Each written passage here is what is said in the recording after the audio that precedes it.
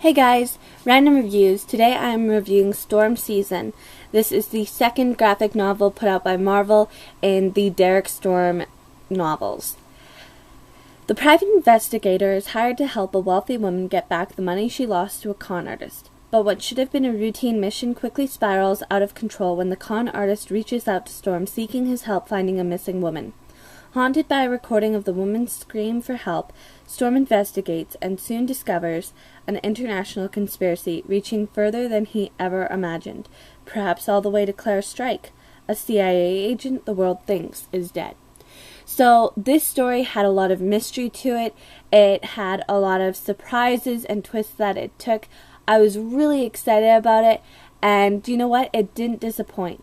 Couple of negative things with it was I noticed that in this one compared to the other one, there were a lot more, here we go, this is a good page.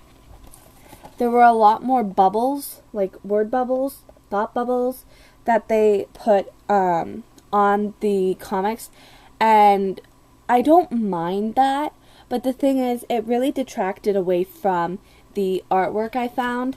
Another thing that I found disappointing was the fact that they changed their artist from the first book to this one.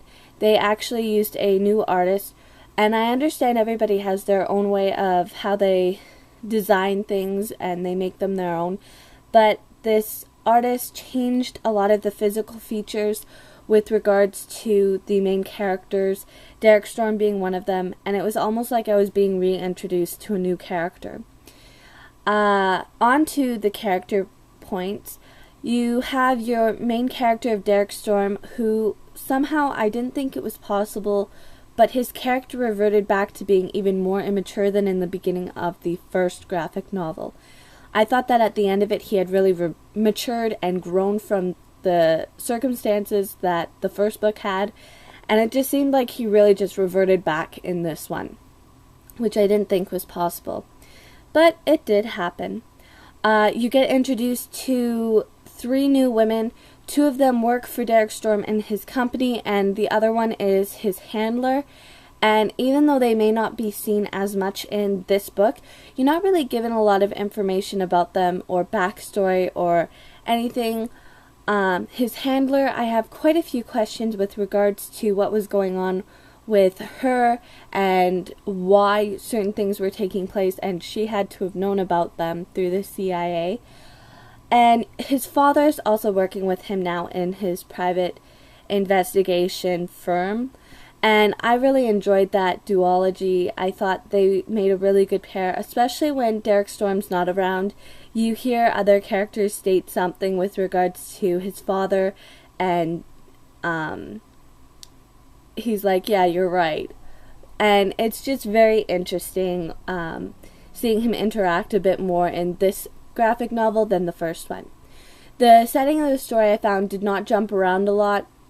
I found that it went very smooth from one scene to the next, which is great. I love seeing that. And another thing that I was quite excited about was at the back they stated when the next one comes out, and I was a little confused because I was searching and I found that it wasn't matching up title-wise, but they are putting the third one into graphic novel format, A Calm Before Storm. The only thing is they're putting it in a 5-issue comic.